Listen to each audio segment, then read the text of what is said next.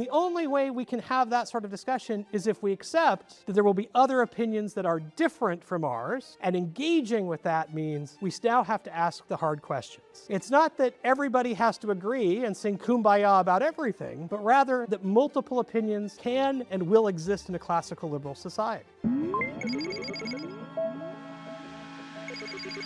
Thank you all for being here on time. I know we have a couple of stragglers, although we're very close to having everybody in right on time this morning.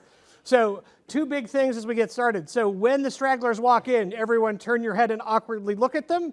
We're going to utilize the power of peer pressure and shame as they walk in. But you'll notice this morning, the vast majority of you were here first thing bright and early. So thank you for that. We very much appreciate it. So I do want to give Bill Klein an opportunity to introduce himself and the Academy on Capitalism real quick, since he was not able to be with us last night. So Bill.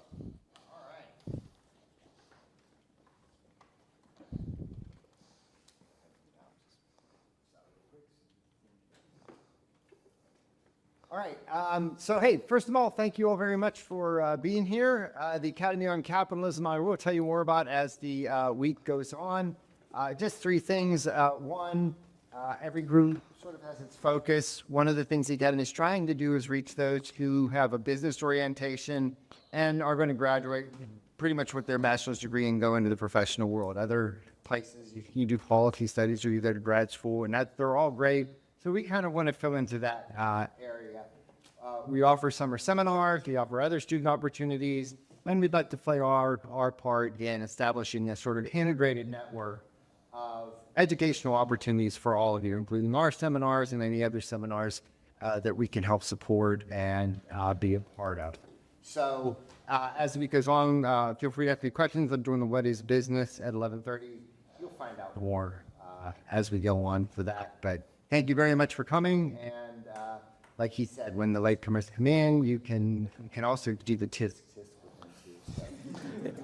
So, It's super effective to just turn your head at them and so the whole room stares at them. It's amazing the restraining feature that has. So we have a couple of things we're going to do this morning before I jump into our discussion and lecture about classical liberalism. And that is we're going to take the first few minutes because we want to make sure you both get a chance to know who everybody is in the room. And it's going to help me start to learn your names and faces as well as the other faculty. So if each of you would introduce yourself, name, where you're from, and like one sentence, no semicolons, about why you decided you wanted to come to this seminar. So we'll start over here. Yep, you can stand up if you want, or you can sit, either way. Hello, how are you? My name is Sebastián Macías. I study at the University of Texas, El Paso. I'm originally from Chihuahua, Mexico. And one sentence, why I decided to come here, I think it was a great experience. I saw it posted on a web page, and I thought it was going to be a great experience also to learn. Okay, great. All right, let's go here. Hi, I'm Massimo Mazza from Montreal, Canada. I study economics at the undergraduate level. And the reason I came here is I want to learn more about economics and business. Yep. Ben Berlin, come from Utah State University, graduate degrees in economics and global communication. I'm going to start a master's program in applied economics in the fall. I came because I want to learn more about classical liberalism, and I think the intersection of business is really interesting. Hello everyone, this is Mohi. I am from Texas Tech University. Actually, I have chosen because my focus is market-driven policy changes in the environmental economy. So I actually would like to learn from new strategies from here. Okay, great. All right. Hi, I'm Brian. I'm a rising senior at Vanderbilt University. The reason I joined this conference is because I want to apply for graduate school this winter and thought this would be a great opportunity for me to learn. Thank you. Hi, I'm Juan. I'm from Madrid. I studied in Madrid, and I came from Madrid. I study law and politics, economics, and philosophy. I'm really into liberalism, so this was a great opportunity to visit America for the first time and learn more about liberalism. Great. I'm Fasi. I'm from Duke University, and the reason I'm attending this seminars because my research focuses on classical liberalism. Great. Hi, I'm Gonzalo. I'm also from Spain. I study in Madrid also, and I wanted to take a look deep into liberalism. I'm also into it, and I'm very interested in this intersection. Great. Hi everyone, my name is Ali. I studied international studies and comparative politics at Ward College in New York City. So I chose this seminar because I think we can't have politics without economics. So this is the reason I came. Great. Hi everyone, my name is Jack Belcher and I'm from Northern Michigan University and I came here because I just want to enhance my general economics knowledge. Okay. My name is Rohan Koduri. I study economics at the University of Wisconsin-Madison. I'm here to I just thought it'd be a great opportunity. Great. Okay. My name is Lucas Gray. I'm from the University of Miami, Junior, and I study math. And I'm here to learn more about political theory and I learn politics. So. Great. I'm Daniel. I'm from Maryland. I'm here because I want to learn more about the liberal tradition. Okay. I'm Chaco from Brazil. I study economics in Portugal at Catholic University of Minas Gerais. And we're here to look deeper to the classical liberalism and business. Great. Hi, my name is Krish. I'm from Austin College in Sherman, Texas, and I came here because I'm interested in business anytime. Hi, my name is Bruno Paul. I'm from New York City. I'm studying finance and I'm a senior. And the reason I came here is because I'm interested in the works of Adam Smith, and I think it's going to be a really great opportunity for me to learn. Great. Hi, my name is Ichaka, and I'm from Fordham University. I'm studying economics, and I came here to learn more about classical liberalism and how it shapes the economy. Okay. Hi, I'm Donna. I'm from Arizona State University, and I'm attending the seminar because I want to understand more about the political theory of liberalism. Awesome. Hi, my name is Elena Septimo. I'm from Florida Atlantic University, and I came here because I was excited to see that we were going to be talking about classical liberalism and how it interacts with entrepreneurship and marketing. Great. Sarah. Good morning. My name is Sarah. I'm from Cote d'Ivoire. It's the West African country, but I'm attending Georgia State University. I'm doing a master in econometrics, and I wanted to come because I want to learn outside of regular classroom. Great. Hi, I'm Luis Joaquin. I study at the University of South Florida in Tampa, and I'm here and I want to learn more about liberalism and economics in general. Hi, my name is Melissa Mascarel. I'm from Francisco Marroquín University in Guatemala, and I came here to expand my knowledge on classical liberalism. Good morning, I'm Michael Lola from Nassau, Bahamas. I'm a corporate finance attorney, and I came here to learn more about business and economics. Hi, I'm Adam Swisher. I'm a PhD student at Texas Tech University in applied economics. I really like going into these kind of things because it kind of fosters really good conversation, discussion between undergraduates, graduates, and professionals. He may have just given like the donor pitch for these things, but he has a bright future as a faculty member that does this stuff. My name is Voltaire John. I'm currently studying economics at University of Arizona, and I came to this program since I'm passionate about the intersections of finance, economics, and business. Great. Hi everyone, my name is Daniel Arenas, and I'm an undergrad at Washington State University, and I originate from Bolivia, and part of the reason of why I'm here is because coming from a socialist country, I want to learn more about like classical liberalism and apply that knowledge that I learned here and try to come up with a solution in Bolivia to try to push away more liberal economy there. Hi everyone, I'm Martin from Francisco Marroquín University. I came here basically because I have past experience with EIR, and I think this is a space to learn more about classical liberalism in different ways. I study at Florida Atlantic University, and I'm just here to learn more about classical liberalism. Hi, my name is Santiago. I am from Guatemala. I am the graduate student of Francisco Marroquín University, and I am here to learn more about classical liberalism, and I really like the ideas. So. You're up, Ana Lucia. Hi, I'm Ana Lucia. I'm also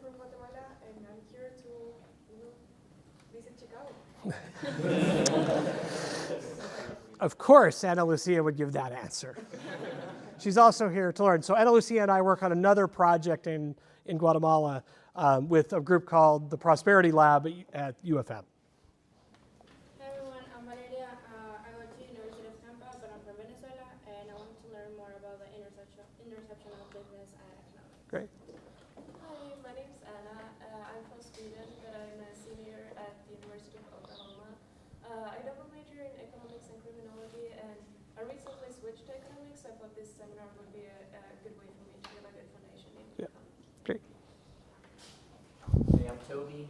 I just graduated from WashU in St. Louis, and I'm here because I'm really interested in the intellectual history of liberalism. I'm Jacob Smith. I'm a PhD student at Middle Tennessee State University in econ, and I enjoyed the last seminar I was at, and I want to learn more. Hi, I'm Mahona. I'm doing my master's in journalism at University of Texas at Austin. And I'm here because I'm really interested in Locke's work and Kant's work, so that's it. Great. Hi, my name is Kate. I'm an incoming law student at Harvard, but right now I'm working as a journalist. And I came here because I love these week-long programs because I learn so much in such a short period of time. And econ's kind of a weak spot for me, so I'm looking to be surrounded by it. Great. I'm Victoria. I'm from the University of Texas at Austin. I live in Austin, and I came because I wanted to learn more about classical liberalism and economic incentives. Hi everyone, my name is Diljan Gill. I'm from Vancouver, Canada at the University of British Columbia. And I decided to come here to learn more about econ and business because I'm a STEM student. So excited to learn with you all. Great. Howdy folks, my name is Andrew Jose. I live in Gainesville, Florida. I'm set to start my PhD in the University of Florida in August. I used to work as a journalist. I used to freelance for the Daily Caller, Western Journal, and I used to work for the Capital Research Center. I used to live in DC. Why I came to the seminar is I actually saw your stand in LibertyCon, and I was like, the whole idea of going to some remote place and studying economics sounded alluring. So I thought, sometimes we've got to be reminded of the same things we know because we tend to forget it. So I just want to come have a refresher on economics and classical liberalism. Okay, great. Hello, everyone. My name is Voltaire. I live here in Chicago. I go to school at UIS, and I'm curious to know what classical liberalism is. Sure. Great. Hi everyone, I'm Maximiliano Fernandez. I'm from Mexico City. I'm studying business and finance, and I'm here because I applied and I got accepted. So I'm Gabriel from Brazil. I study economics in Brazilian Institute for Financial Markets. I'm also working my University Freedom Economic Index, and I'm here for the opportunity to link up with like-minded students from all over the world. Great. Hey, I'm Val. I'm doing engineering at University, also from Guatemala. And I'm here because I love the seminars to also learn more on liberalism, but meet a lot of new people. Great. Hi everyone, my name is Matheus Advenissir. I'm from São Paulo, Brazil. I study econometrics and international studies at the University of South Florida. I worked at the House of Representatives in 2023, and I'm here to connect with you guys and learn from different backgrounds. Great. Hi, my name is João Gabriel. I'm from Brazil and study economics in Brazil. And I'm here to expand my knowledge in classical liberalism and business. Great. Hello everyone, I'm Ethan. I'm a postdoc from University of Buffalo. I came here to revisit some traditional wisdoms in business and economics, and I'm curious to see how it's related to the current situation and what's happening in the world. Sure. Hi, my name is Peter Spellman. I'm a bachelor's, and just finished a bachelor's degree in finance at Westwood State, Massachusetts, and strong learning about classical liberalism and the IDR. So we brought Peter all the way from just down the road from AIR to Chicago to have this conversation. And our two late arrivals. I'm Robbie Michie, everybody.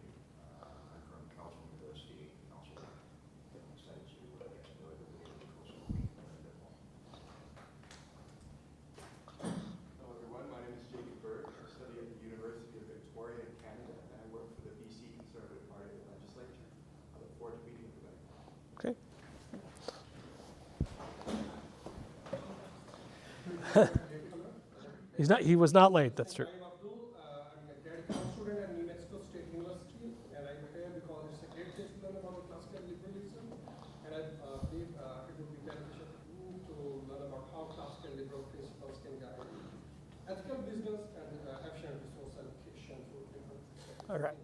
All right. So as we introduced most of the faculty last night, there's a couple of additional folks. But one of the things you just learned about me is I hate traditional icebreakers with an undying passion. And so I make you all introduce yourself rather than turning you loose to do some icebreaker activity that I find so interminable I will not do to anyone else from the front of the room. Cameron, you want to introduce yourself real quick? We.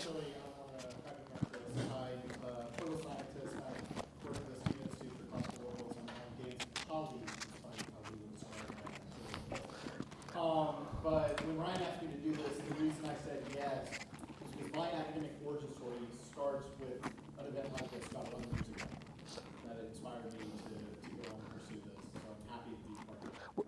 We're excited to have Cameron, and I think it's really fun that he posed it as though there was a choice whether or not he was going to do this in the end, because there was not. Dan and I were going to, he was going to come be one of the faculty members. All right, John, you want to introduce yourself real quick? Hi, I'm John Chisholm.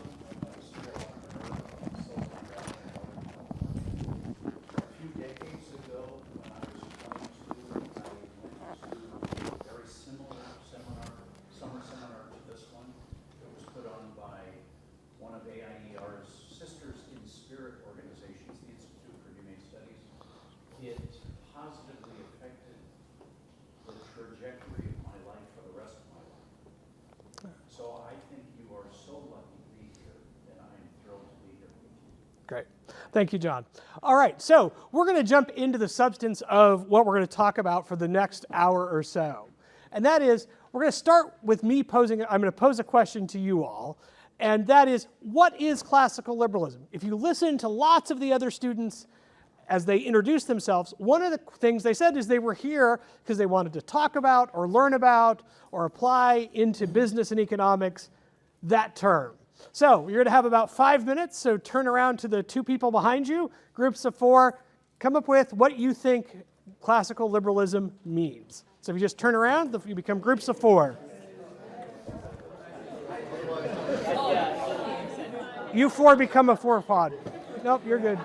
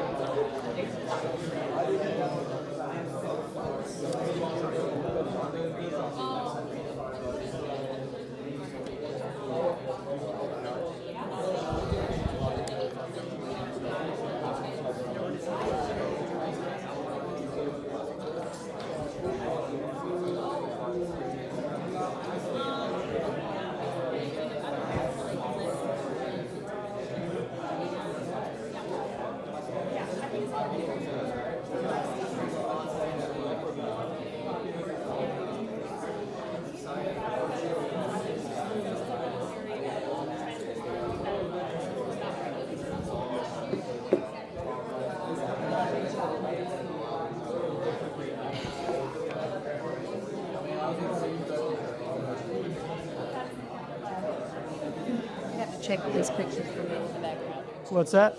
Check all these pictures for Bill in the background. Like stupid shit can post it. Shocking.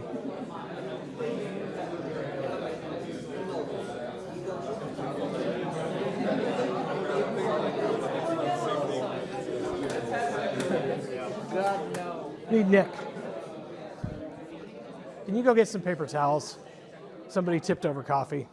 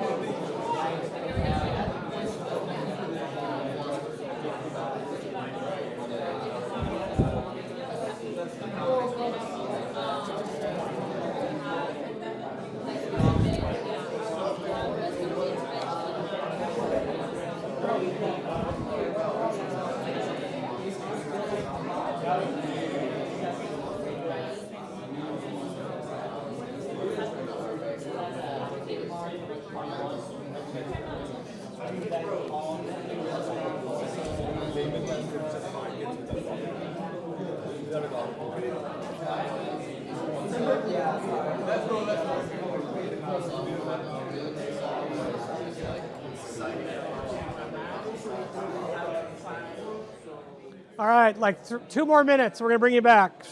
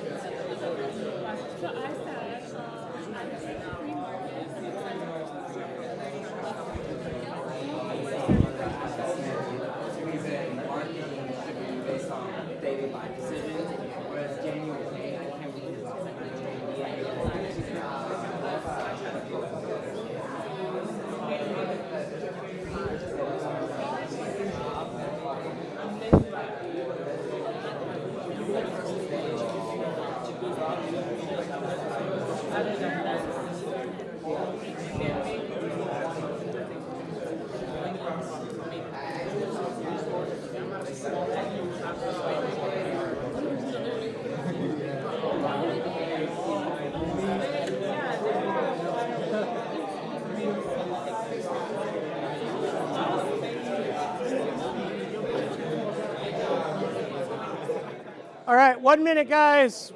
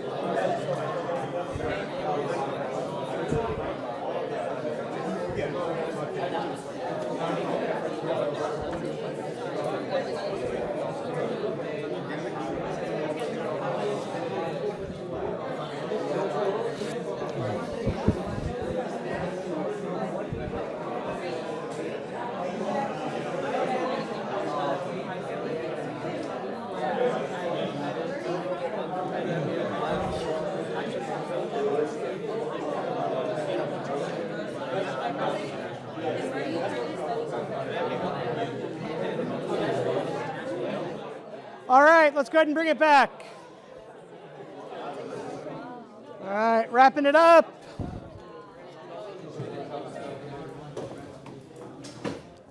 All right, so what did we come up with? Did groups get to a definition? Okay, what'd you come up with? Who wants to share what you came up with? Yeah, far side. This is on the individual, one's freedom to navigate the political and economic framework in this country. Okay, so we got some individualism rooted in there. Others? Yeah. Economic freedom, emphasize economic freedom as well as self-interest. Or if we can say in a word that it actually supports the free market economy. Okay, so we got some free market economics and self-interest in some of the definitions far back.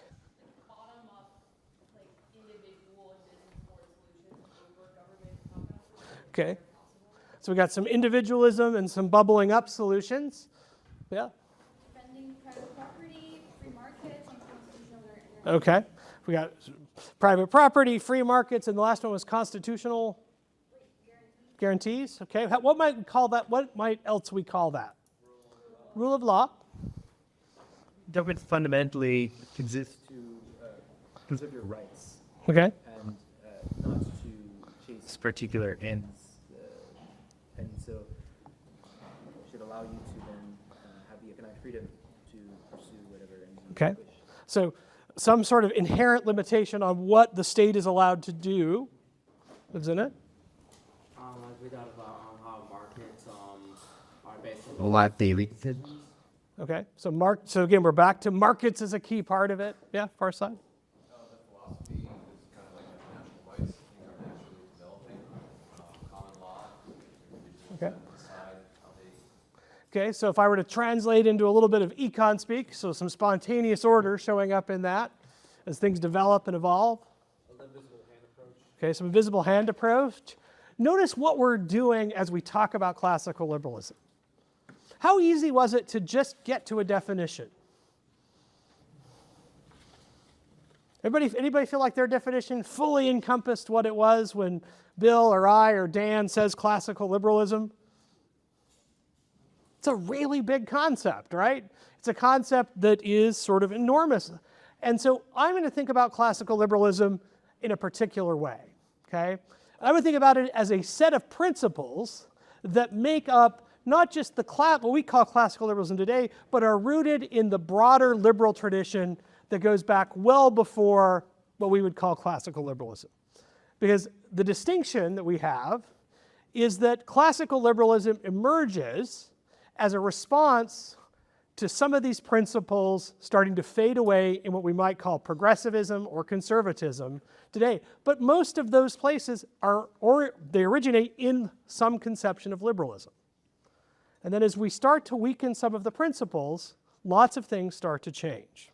So we're going to talk for the next hour or so about 10 principles that and actually I have mostly borrowed this from Ian, a colleague who's written extensively on this, the principles that he lays out. There are some lists that have 12, there are some that have 11, but in general, we're going to work our way through a list of 10 principles that pretty well cover what we're talking about. So, all right, anybody seen this before? Okay, what is it?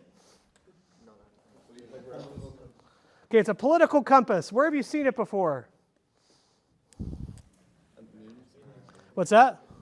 Okay, it's been all over the internet as a meme. Where else? Reddit. Okay, why? What's it supposedly telling us? It's a map to place all the ideologies. It's a map to place ideologies. Here we have a 4-quadrant ideology. Okay?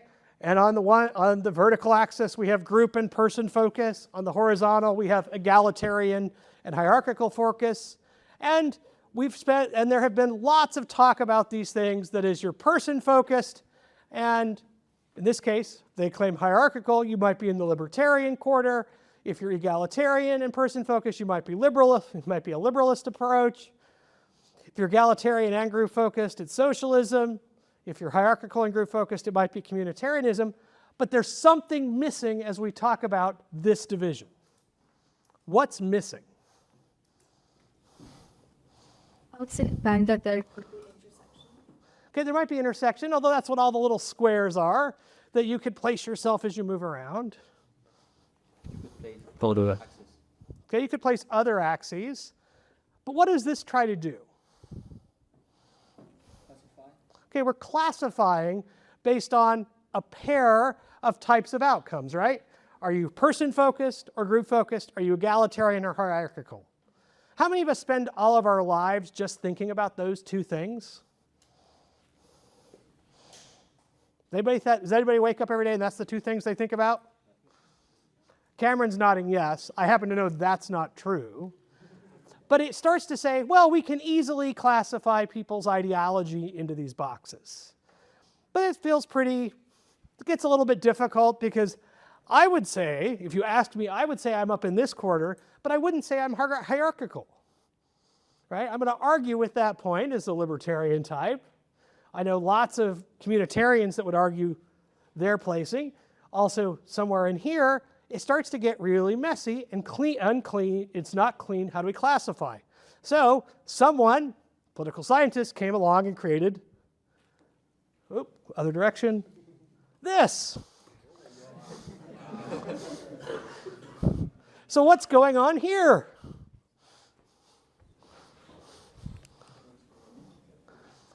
Take a look at it. What's going on here?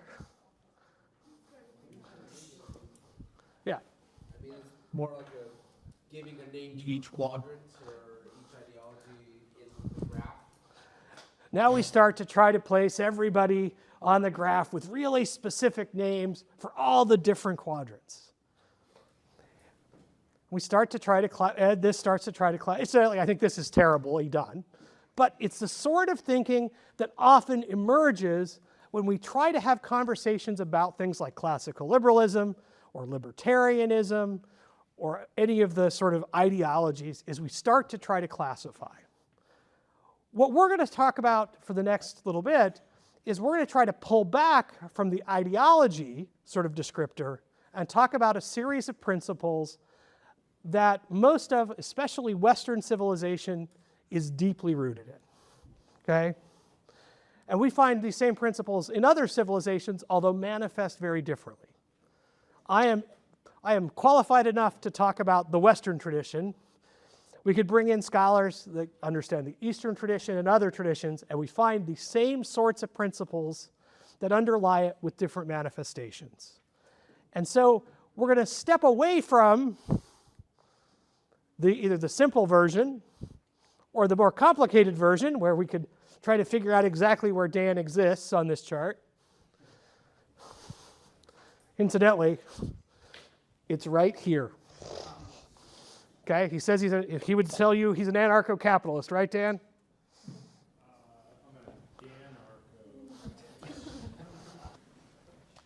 So he'd be over here. As usual, Dan leaves the chart and defies classification. Instead, we're going to talk about some principles.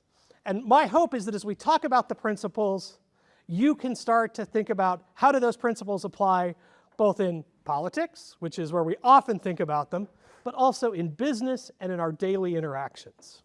As I said, I've taken my 10 principles from a book on classical liberalism that is easily available on the internet, and if you want the link to it, we'll make sure you can get it, because you can read the more detailed explanation.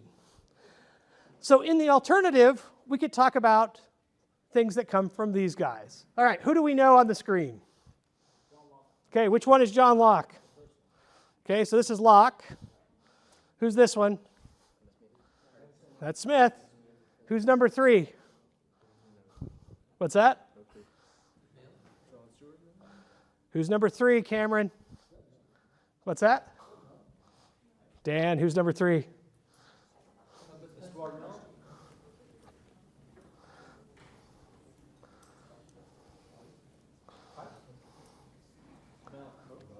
It's Mel. And who's the last guy on the end? That's Mises, right? So again, to give credit, this is ripped off of UFM's website. So they take 3 of the sort of historical liberal thinkers and drop Mises on the end of it. Okay? And from these thinkers and others in that tradition, the principles we're going to talk about emerge. At the time of the especially American founding, the founders of the United States in particular had a conception of at least some of these ideas. Did they get everything exactly right? Probably not. But Jefferson, in something that's way less quoted than our usual, says the following. He says, "The care of human life and not their destruction is the first and only object of good government." Okay, what do you think Jefferson means here? What's the test Jefferson proposes? Nothing else is needed.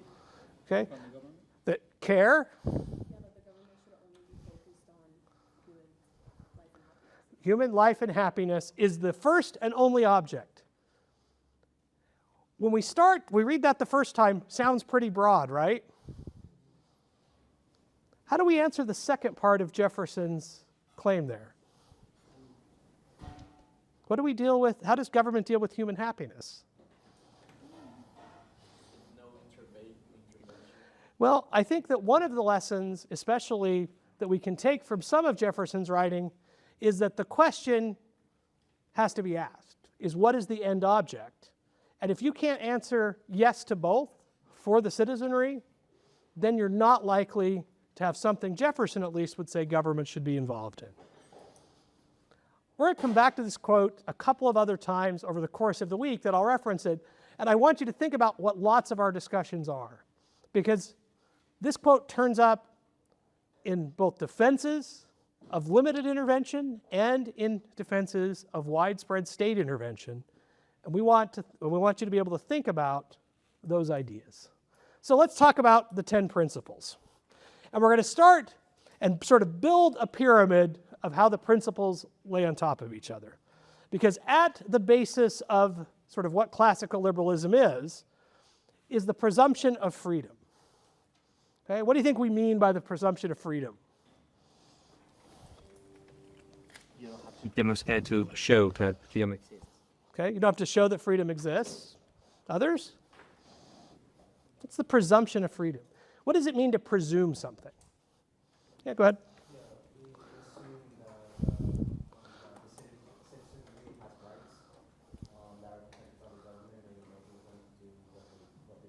Okay. Well, if we believe that all men are born equal with like inalienable rights, then we sort of believe that they're inherently endowed with. Okay, so let's step back before we get to rights. Presumption of freedom is something more than rights. Adam.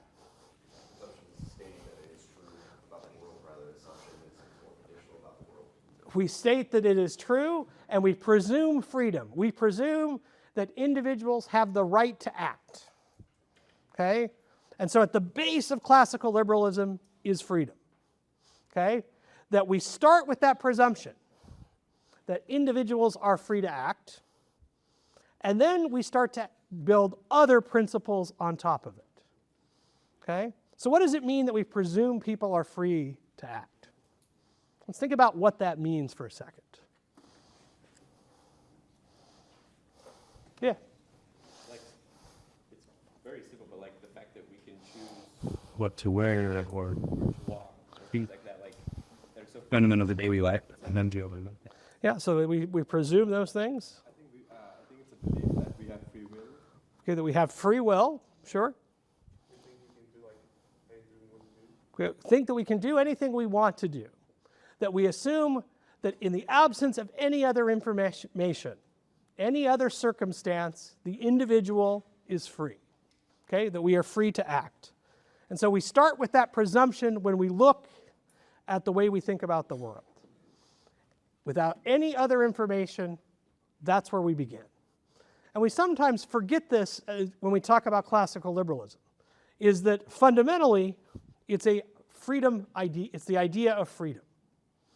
Because when we move to principle 2, because simply if this was our only principle, what could happen?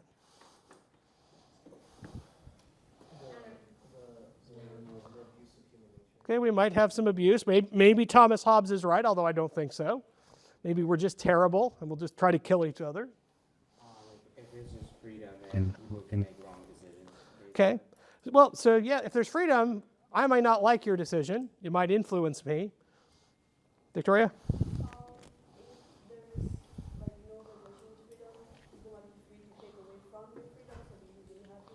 Okay, let's go there and then here, and then we're going to jump to principle 2. Go ahead. Yeah. There might be like a million different ideas of freedom for a million different people. Yeah, it turns out all of you have a different idea about the things that you wish to do. And we presume in the beginning that you're free to do those things. And then we build on to the second principle, which is the primacy of the individual. Okay? So what do we mean by the primacy of the individual? What does that mean? What does it mean if we say the individual what does it mean when we say something like this? Yeah, back here, and then we'll go here, Sarah. Yeah, go ahead. Right there, yeah. How the individuals can create a more prosperous society, or how the society unite with the individual? Okay, Sarah? Individuals have priority over the societal group. Okay, so individuals are at the root. Go ahead, Martin. The rights and needs of the individual. Okay, so the rights and needs of the individual. So we start with a presumption of freedom. Who is it that will be free? Well, we take as one of the principles that the individual is the primary unit and actor that we're going to talk about. And that individual, as they try to use that presumption of freedom, are what we're going to most talk about. Okay? And that they're the most relevant unit of analysis for us to actually think about. Because they are the actor. Okay? What's really interesting is the more I study classical liberalism, the more of an Austrian economist I become, which is fascinating. I did not start out that way, but I keep going that direction. Because if we start with freedom, and then we build the individual on top, we start to talk about what is the individual going to do. So we have our first two principles, right? A presumption of freedom and the primacy of the individual. Okay? Let's go to number 3. Okay, so when we have a presumption of freedom and we're concerned about the individual, what starts to potentially happen? How many of you have how many of you have had a roommate in a dorm? How are things going with your current roommates in the dorms here? What starts to happen? People attempt to persuade others of wrongdoing. Okay, they might do that. Now you're going to get quizzed about that particular comment later today, so I know what happened last night. Yeah. I was gonna say, you have different autonomous people like coming together, so like you might make them do this because you have to cope with different kind of people. So. Okay. We start to bump into each other as individuals, right? So we presume that I'm free to act, and so are you. Louder. So many different things. Okay, so many different things start to interact. Okay, Krish. I would definitely say that other than what he's saying, definitely butting heads to be a big problem. Like personalities in class. Like, say one roommate's an extrovert, the other was an introvert, and it can go terribly wrong. We start to bump into each other as we take our freedom as individuals. And so we layer on top of those two principles this idea of minimizing coercion. Okay, what is coercion? Yeah. Making someone do something they wouldn't otherwise want to do. It's the use of force to get someone to do something other than what they would do of their free will. When we talk about coercion, notice I don't say we're going to eliminate coercion. It's not a no coercion sort of worldview. It's a minimized. Because as we bump into one another, the question of how we will resolve disputes starts to rise to the top. And so as we think about how classical liberalism actually works as a set of principles, if we recognize we're going to bump into each other and that conflicts could emerge, we have to have some principle that underlies how we might respond. And for classical liberals, we start with an idea that coercion should be minimized. Okay? How would you define coercion? Yes, physical strength, or because there is a debate? There's a long debate on this in the literature. I'm not going to resolve that in the next 25 minutes or so. But it becomes the question. And notice the importance of the question that gets raised. Because now we're not talking about the mechanism of coercion or how we're going to respond to it. We're talking about, is this a proper use of the coercive force, whether it is physical or some other force? And now the discussion starts to bring in those questions. And for a classical liberal like me, now we've arrived at a place where the principles that I keep laying out are now active in the decision making we have together. Because if we have to have that discussion, that means this question of what we're minimizing is now front and center. To what level do you minimize? What's minimization look like? So we have to figure out what do we mean by minimize? I don't have a good answer to that. But again, notice that the principle stays active. That if we have that discussion and debate, the principle is front and center rather than an assertion of what simply must be done for some particular ends. Let's go to number 4. Fourth principle.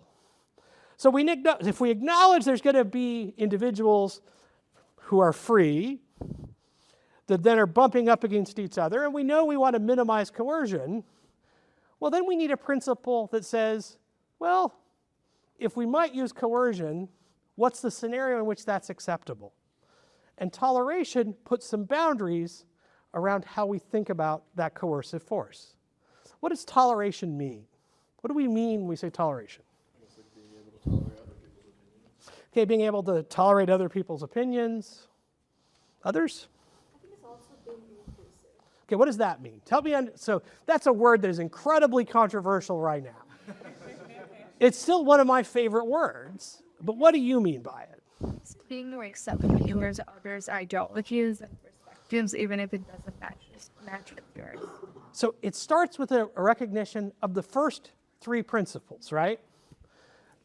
We presume people are free, we presume that they're individuals, and we want to minimize coercion. And the only way we can have that sort of discussion is if we accept that there will be other opinions that are different from ours, different patterns of living, and engaging with that means we now have to ask the hard questions.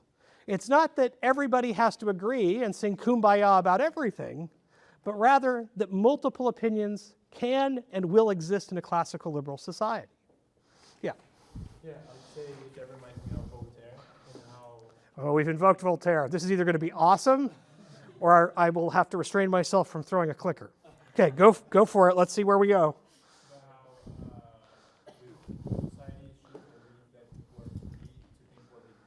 Okay, you've gotten largely to the right part of Voltaire, so continue. Yeah, and that they should be free to have different opinions, and that's okay. Okay, that's the lesson we should take from Voltaire. Then he gets a little wacky when he talks about other things. Yeah. Sometimes we need different opinions to create an idea, and we have to tolerate the opinion of the other people to create a good idea that works for all. Okay, so UFM actually takes this whole thing and says we can actually harness that to do awesome things with. It's called co-creation. If you ever have the opportunity to do it, you should.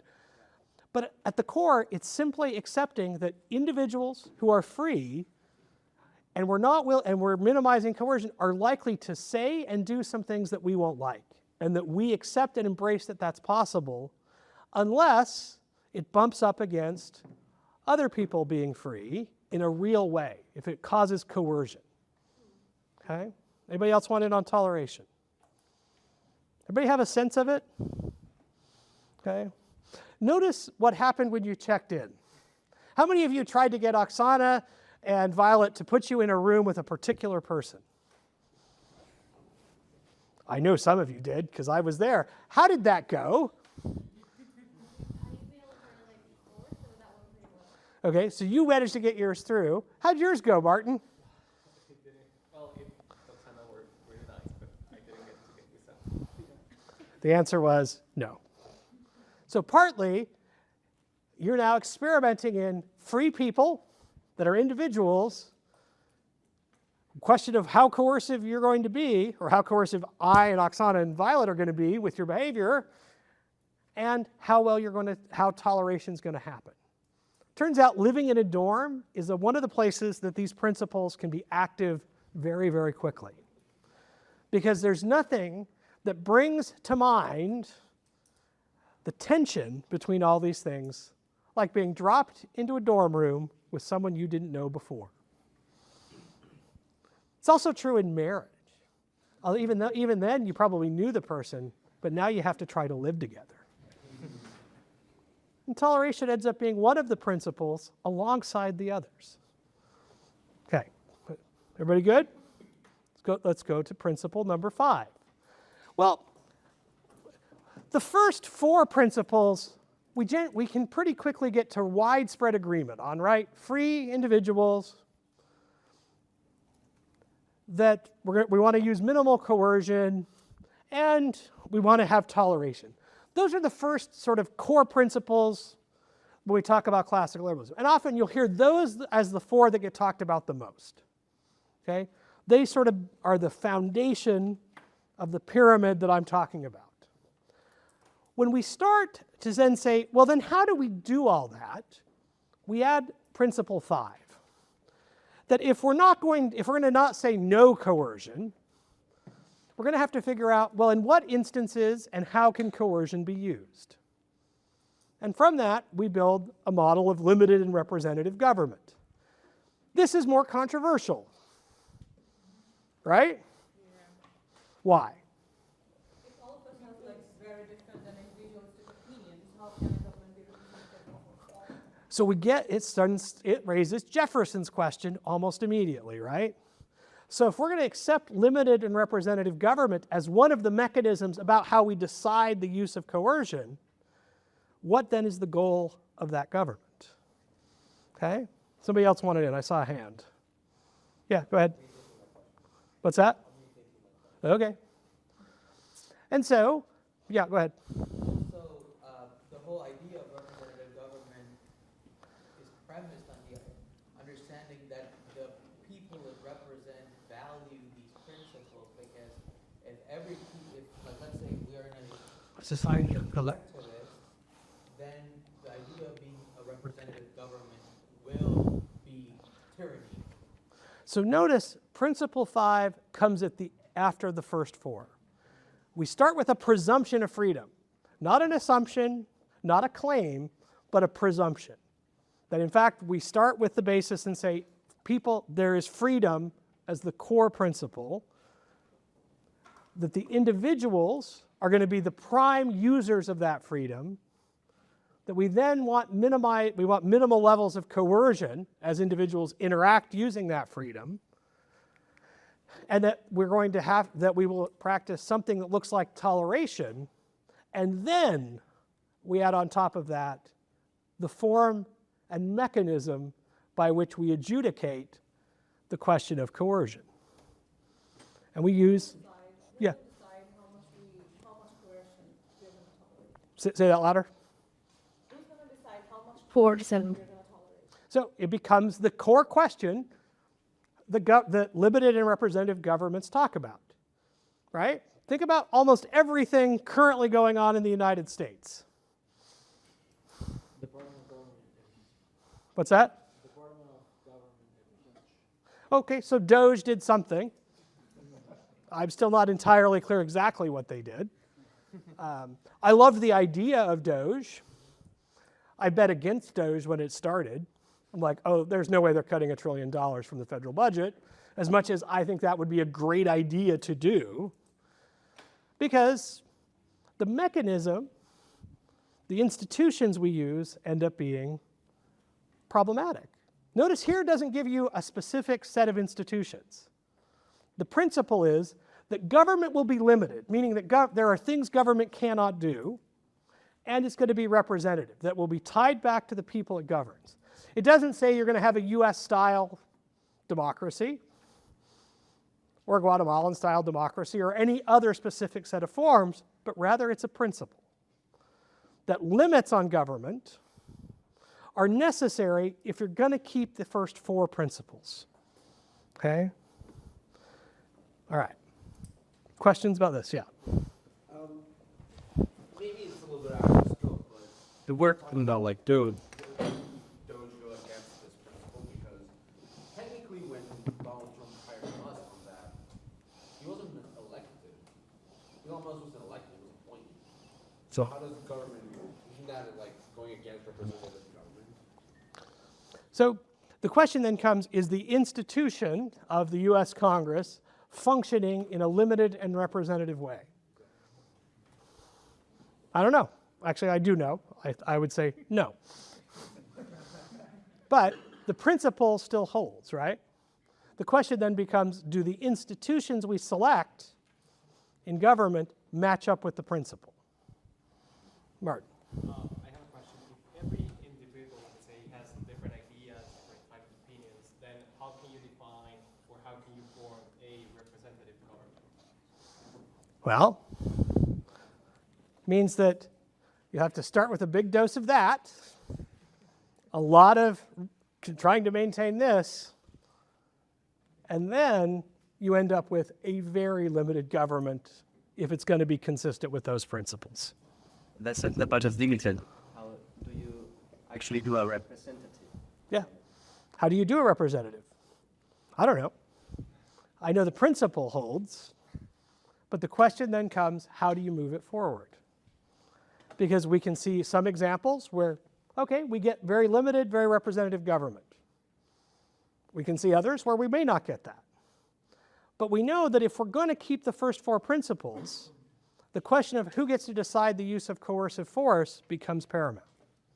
And this becomes one of the best mechanisms, constitutionally limited government typically, that is representative, becomes a restraining feature. But it's not perfect.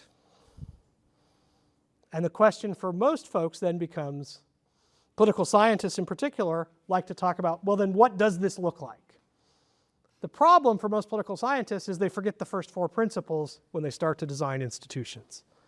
They focus on the institutional design, not the principles that underlie it.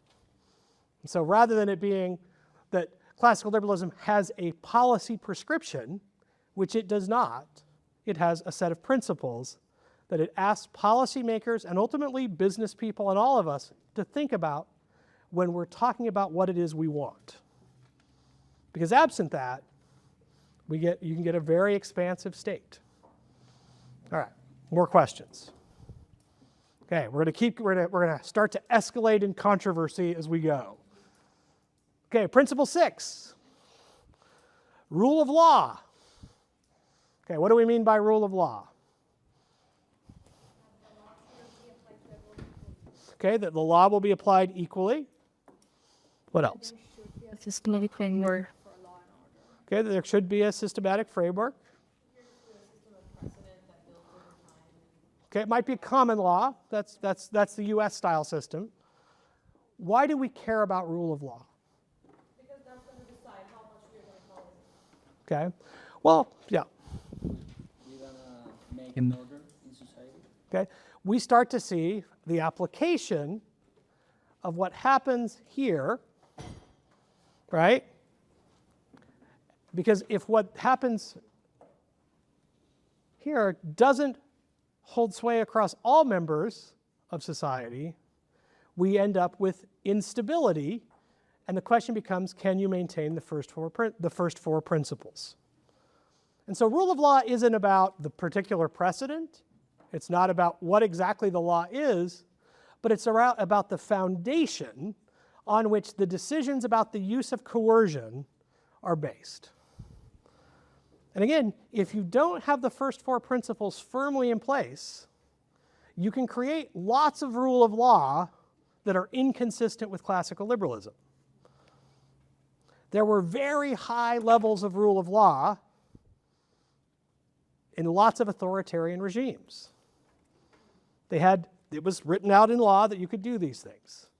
When we think about rule of law, we're thinking about the equality before the law, which really is, back in principles 1, 2, 3, and 4, not just the consistency. But if you have those 4, then you can implement rule of law where you get a consistent basis on which to engage with one another. It gives us the opportunity to have a predictive interaction where there's a common set of rules in which we operate. At its core, rule of law provides that. Okay? In the US, we have common law, right? So you referenced common law. What is common law?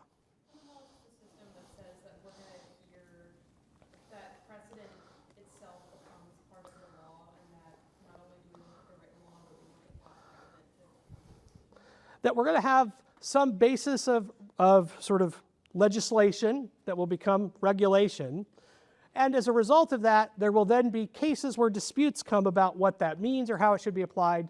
And judges will adjudicate between parties what it means. And those decisions then become a corpus that future judges can draw on about how it was decided before. One of the great opportunities I had as an undergraduate coming to these things was to listen to John Hasness talk about the moot. Anybody know what the moot was? The moot is actually the origin story of common law.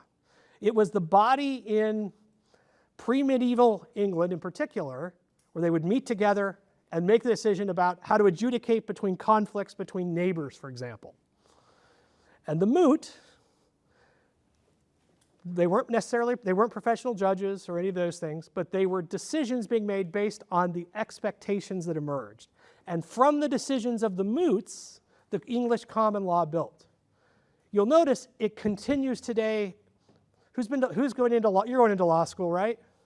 One of the major things law students do is they participate in moot court, where you're bringing together just a set of people that are going to hash out these two sides of the case. Everybody thinks it's moot because it doesn't matter. No, it's rooted far earlier in it. It comes from that approach to learning the law, was how the law emerged. Now, you got the tin pot example as opposed to what you can get from someone who's the legal scholar, but it gives us a sense of what we mean by rule of law. It creates these set of expectations that we can rely on. Okay, let's go to number 7. Number 7, we then put on top of all this a principle of spontaneous order. Okay, what do we mean by spontaneous order? Yeah. Like the market is going to assign some goods for the people. What's the market? Like the market is like the What's the hand? Making these That individuals are going to interact based on the first four principles within a limited and representative government, okay, within the rule of law, and then those orders are going to emerge. And that if we try to plan everything through that government or through the rule of law, what happens? What happens? What do you mean we fail? Well, we leave a whole bunch of potential value on the table, and we start to violate principles 1 through 4. Because we forget about the presumption of freedom, the primacy of the individual, the toleration, all those things start to fall the more we plan. And so we build spontaneous orders on top of that. Yeah.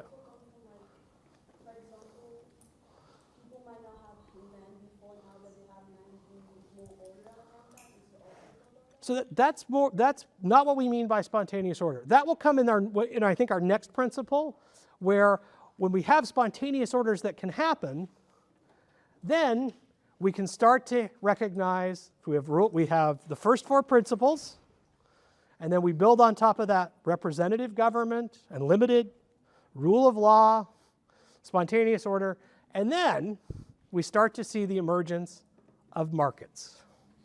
Okay? It doesn't require very much limited government. Markets emerge very, very quickly. The work of Deidre McCloskey. How many of you heard of Professor McCloskey's work? Okay? She talks about the great enrichment that emerges as the principles of liberalism start to really flower. We see this rising standard of living, and we see markets develop. And so Principle 8 is a recognition that property, trade, and markets are part of what allow people to be free, acting as individuals, and building out all the rest of it. And so for us, this Principle 8 becomes an essential part of what classical liberalism is. That if we have the first four principles, and we respect that we're going to have a limited and representative government, rule of law, spontaneous order happening, we'll start to see these things occur because they empower especially the first four.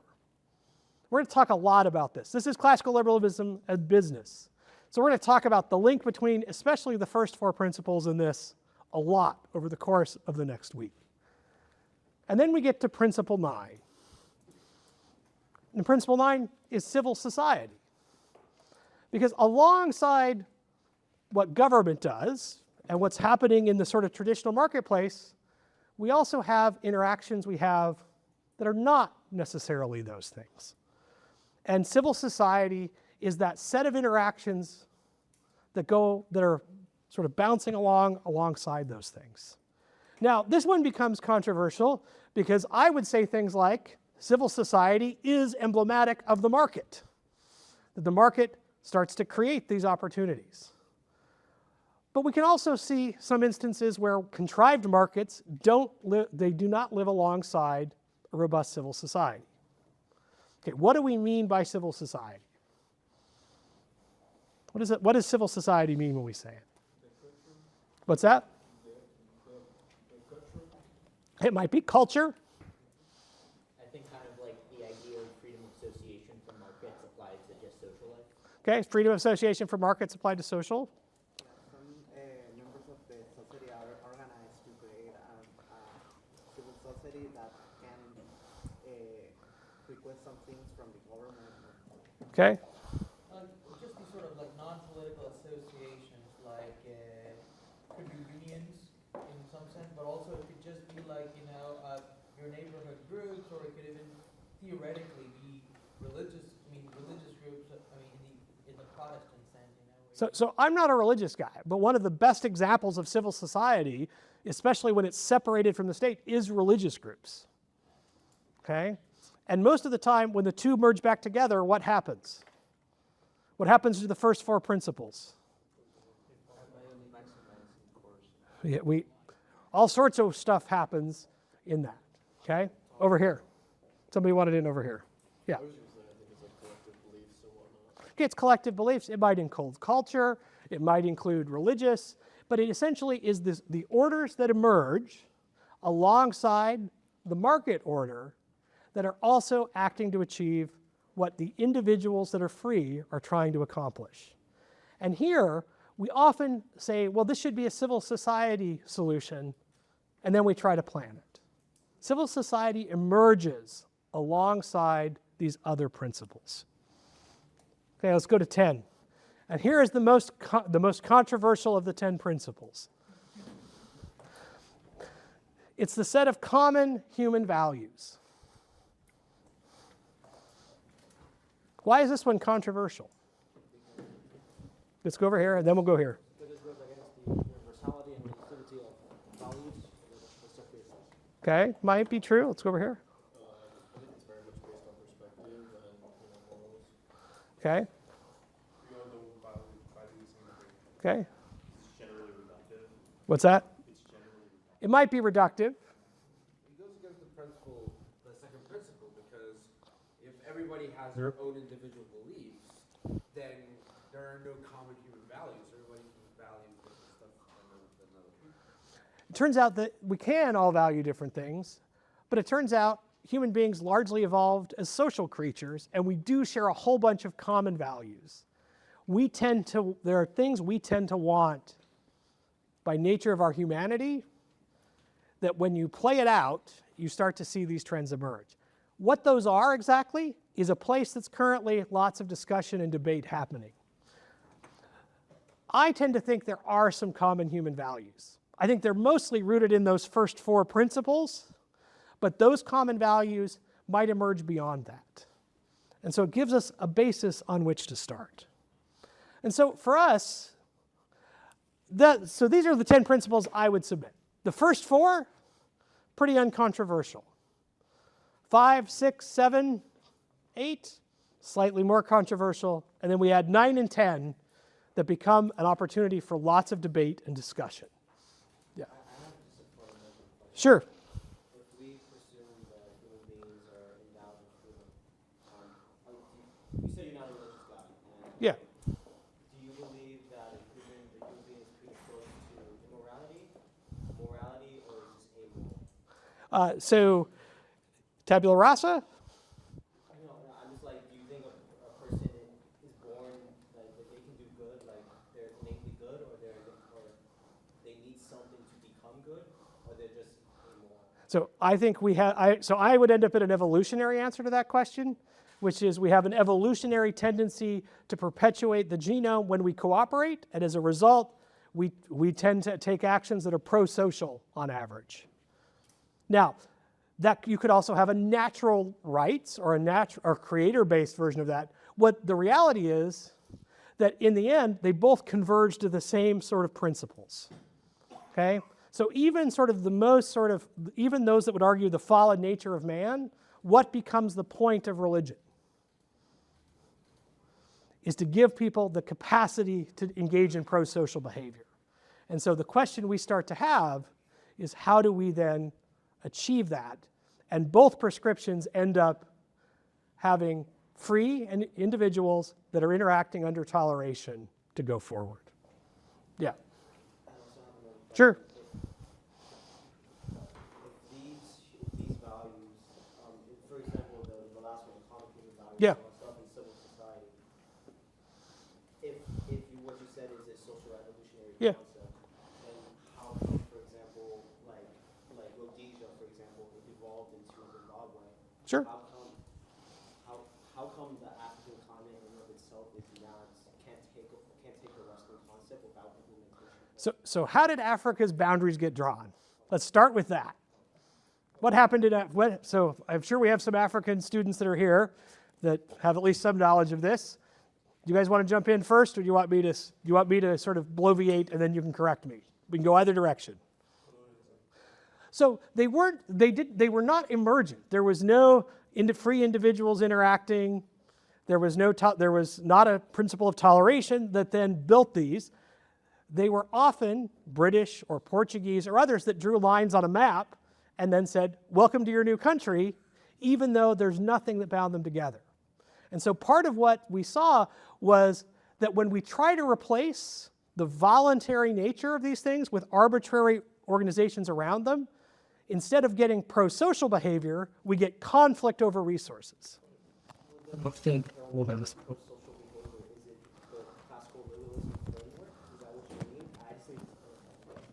So what do you, so I don't understand your question.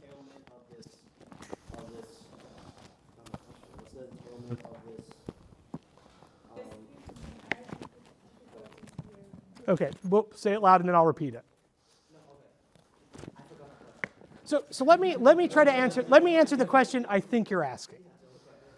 So my evolutionary claim is a weak one. I actually don't think it matters. I think under the principle of toleration, I don't come up with a scenario in which the principles of classical liberalism, particularly the first four, differ between what your beliefs about the nature of human beings are.